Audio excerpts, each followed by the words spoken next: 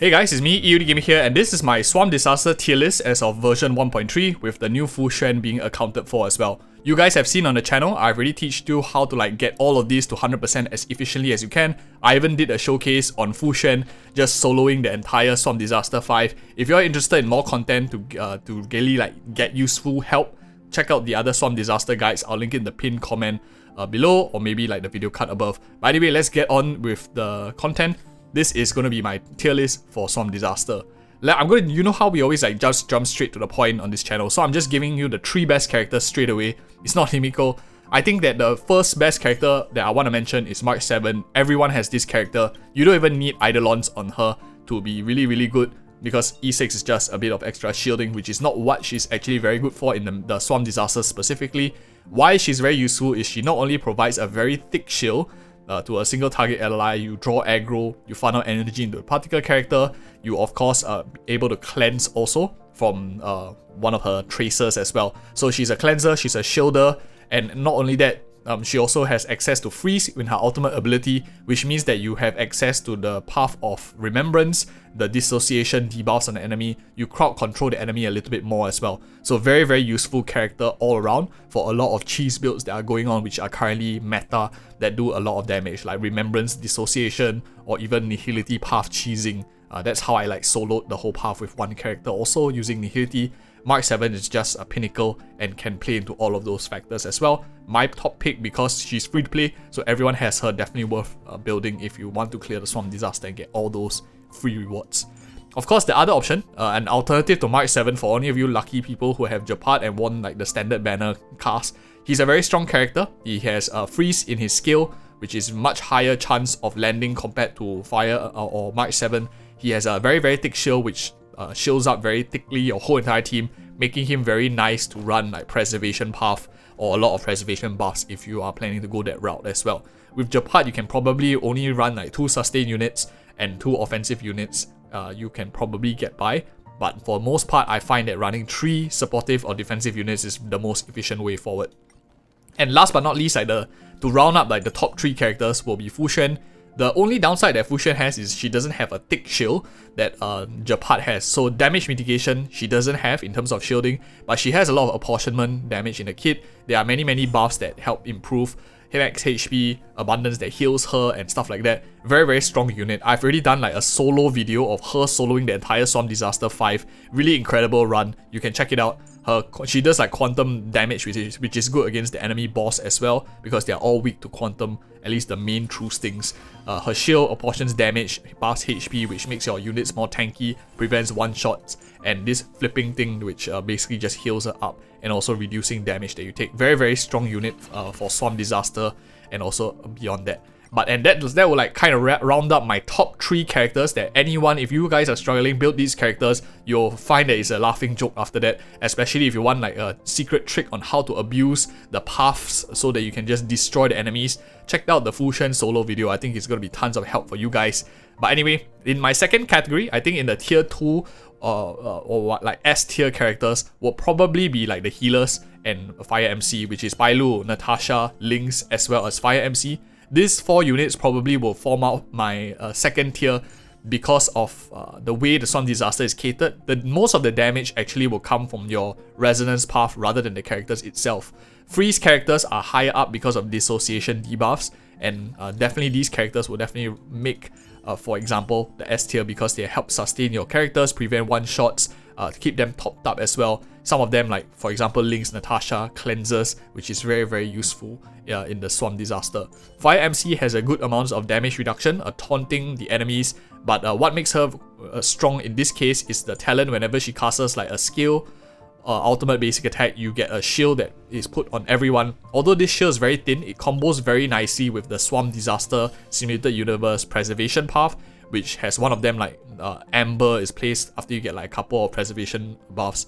Now this is the path resonance. The Amber prevents any overspill of damage beyond the shield. So even if you have a very thin shield and an enemy hits you for 2k, that tiny shield will take up all the damage, which is really incredible. Very strong, and that's what makes me put Fire MC in S tier. The other characters, now that we have talked about almost all defensive characters, some other characters from the DPS as well as supportive, offensive support lines do make it into the S tier as well. I think one of them would be Kafka. Kafka is a very solid unit, especially if you're running Nihility. She is able to pop the Nihilities way faster as well, which means that she increases the DPS based on like the path of Nihilities cheesing. So I think she's probably in S tier category, very, very strong unit in my opinion. Oh, and sorry, I forgot about Lorta as one of the defensive units. So since we are done with Kafka, let's talk about Lorta also. I think Lorta will be in between S and SS tier, probably just missing the top 3 just by a little bit, simply because the main issue with Lorta is not that he's not a good healer, but in the Swamp Disaster, enemies can one-shot in the earlier, especially if you don't have the buffs early on. Lorta doesn't help in improving your max HP, he just heals similar to the other healers in the game, but he's definitely better than all the other healers in a sense because he works off-field. So he has a passive heal which doesn't take up too much skill points. Very solid character. For the fact that he doesn't contribute to dissociation, remembrance like Japart and Fire MC, and he doesn't effectively increase the max HP, which is a problem because of the one-shotting nature. I'll leave him at like the top 4, but probably in S tier in my opinion. So that is for these characters aside. I am at a risk of like running all over the place here, but let's go in order of like the ranking, and I'll leave like the lousier characters towards the end. I think that another strong character that we have is any other ice character, like for example Pella. I think is pretty good. Although I feel that Nihility defense down debuffers are not as useful in this category. I probably would say that she's more useful for freeze, same as Yenting if you want to freeze, but then again, you don't really need the freeze if you have good amounts of remembrance buff. I'll probably leave these two characters about the same, in my opinion, probably around A tier, not super critical to have despite them being ice characters. Other characters that are quite useful I think is Welt. Welt has a AoE slow which is very good on the bosses, which means if you slow them down, you can break them as well. It prevents them from building up their stacks, which increases their damage and getting you to that one-shot territory. So I think Welt definitely will probably be S tier in my opinion. If you have him, definitely worth considering. But of course the downside is 3 supports are the meta to clear the thing very fast, which means your last character usually might be a DPS. Welt might struggle in that case compared to other like DPSs like maybe Zealer, Imbibitor Lune, Blade as well. So probably A S tier depending on how you are playing him. And let's talk about of course the other 1.3 character. Propagation Path, very, very useful for him. If you're playing the Path of Propagation, probably he's going to be like S tier, super strong unit that can maximize that path fully. But for the cheese, Nihility as well as Remembrance kind of style that we did on the channel that allows us to even solo the entire of Swamp Disaster. So that's my definition of like meta, because you can just clear it with one unit. He doesn't fit that playstyle as well because he does rely a lot of buffs from the Path of Propagation to make him very, very strong. The other characters don't really, they just rely on good buffs, which are much more obtainable in the Swamp Disaster, especially if you know the strategies that we taught on the channel too. So for that case, for like the mainstream strategy, I'll say like it's A tier, not like the best. Kafka definitely will be more suitable for the Nihility cheese, but still a pretty good character if you're running any other non-cheese related tactics available. Jingyuan, similar case to Imbibitor Lune. I do see a case for him to do very well in the Swamp Disaster if you're playing like Elation or something like that. But for me personally, I'm not really running him in the Swamp Disaster. I'll put him as like B tier for that part. And other characters that I think is worth mentioning is Blade. Despite Blade sapping his own life, making him more squishy, I did clear a lot of content with him before I of course got Fucc, and I discovered and slowly built on the tactic of the Nihility cheese just like one day into the Swamp Disaster's release. Blade was very, very strong, especially if you have Lorta. I think he's probably going to be S tier.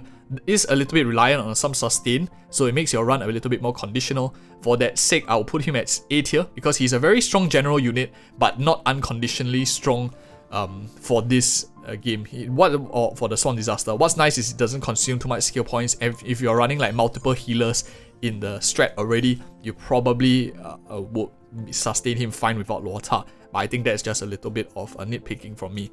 Zila, on the other hand, I don't think she's as strong in the Swamp Disaster because a lot of it is AoE content. In that case, I probably will rank Zila as A tier, in my opinion, because the Swamp Disaster relies you a lot on AoE, although a lot of the damage comes from other factors. I hardly played her in the Swamp Disaster. I preferred playing like other characters like Kafka, Blade. I found them much more useful. So I'll probably put her like low A tier in my opinion, even though I have her at E6. So technically, my rating is slightly skewed off. She could be B tier for some other people who don't have that many Eidolons as well. Other than that, who else did I miss? I talked about most of these characters here already. I guess Silverwolf is the next one. In this case, I don't think Silverwolf is super good. Single target debuffer. Swarm Disaster is more AoE in nature. I would much rather a defense breaker in an AoE fashion, but of course she does a bit of rest shred. It's nice, I guess. I would say she's probably A.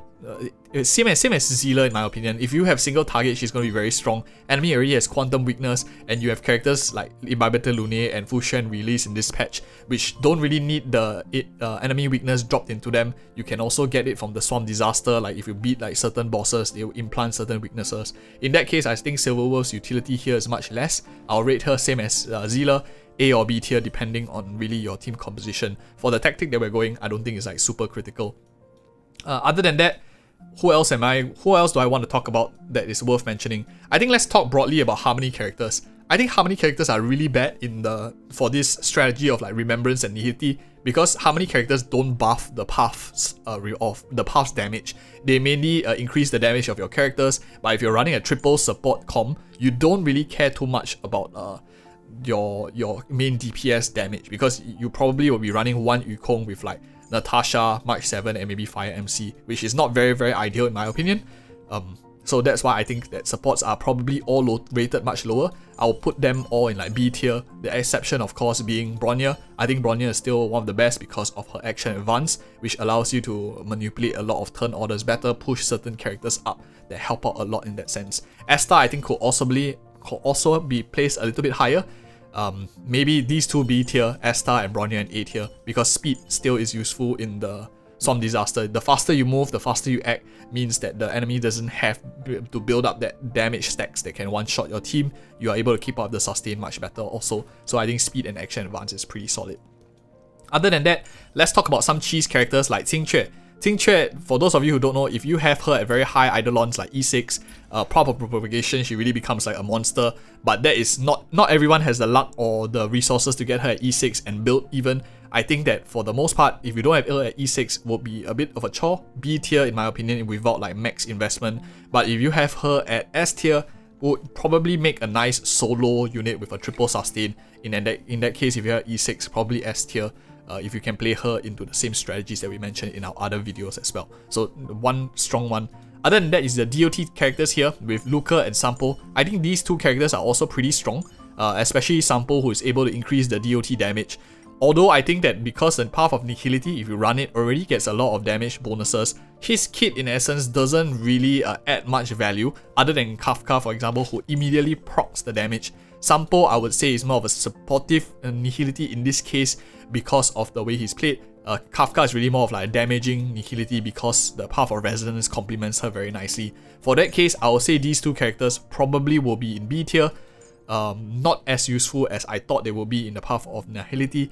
Of course, Luca has that bleed, which is HP percentage damage, but you'll much rather like run Resonance, and he probably doesn't have the attack to keep up with the bleed damage that he has, because of course it's capped off of percentage of his attack, and if the enemy has like millions of HP, you probably won't be able to keep up with this amount of attack percentage on him. That's why I'll rate him, these two both at B tier.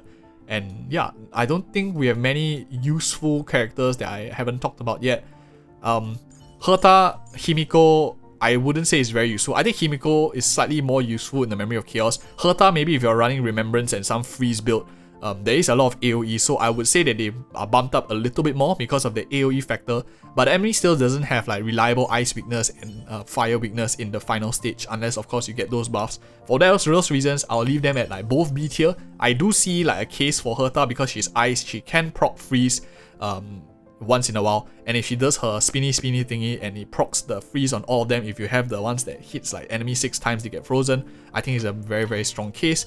Himiko, the only downside is if can you get the fire weakness on the final boss. If you can, I think it's pretty solid as well. She's probably a pretty good hero or character to bring into the final stage, but still both B tier. I'm quite strict with like DPS characters for the reasons mentioned, that the Path of Resonance is really the one that is going to do most of the damage. We talked about most of these characters. Serval was also really strong. I used her to clear a lot of my free-to-play content. AoE is a huge thing. I would say that Serval is actually A tier. For a free unit, super strong. Because you must think like, not only is she a free unit, but if you're paying $300 for a limited character, you expect them to do a lot versus a free character who you literally get for $0. that's what affects the rating. So it's not like Serval is equivalent to, for example, Zealer, and that's not what I'm saying. I'm just saying that for the value of the character, the amount of investment you need to put in the character, she does return a lot more. Because I'm a finance guy, so she does return a lot more for the amount of effort and money, resources you put into her. That's why she's A tier together with the other 5 stars like Jingyuan and Zealer, in my opinion. Danheng, base Danheng, not very good. Single target is not as ideal here. The only reason why Yanqing is slightly higher is because of his ability to land freeze, which helps proc remembrance, dissociation. Danheng doesn't do any of those. I'll leave him like B tier, probably low B tier. Su Sang, very similar to that case as well. I'll probably leave her like low B tier also. Single target damage is really not what you're focusing on in the Storm Disaster. Outside of the Storm Disaster, of course, they're all very, very good characters, but not here. Last 2 characters, I think, Ireland as well as Hook. Hook is largely single target. Ireland is some single target with a bit of splash in his kit, but most of the issue lies with ability to get one-shotted. Ireland always playing at low life, likely gets one-shotted more often than not. Just inferior to Blade in my opinion. B tier here. I think Hook is also probably B tier. Doesn't really play into the style that we are going. You much rather play a lot of other characters that we currently have in game. And yeah, that's it for the characters that I have, and I have tested as well, playing like 140 runs to 200 runs, completing everything and all the hidden achievements. If you appreciate such content, do check out these other Swarm Disaster guides. I think you might find very, very helpful. Maybe if you're struggling with the strategy and you want to know what secret strat that allowed me to clear with just Fucc solo, check those videos out. I think it'll be pretty helpful. Anyways, thank you so much for watching, and see you in the next video.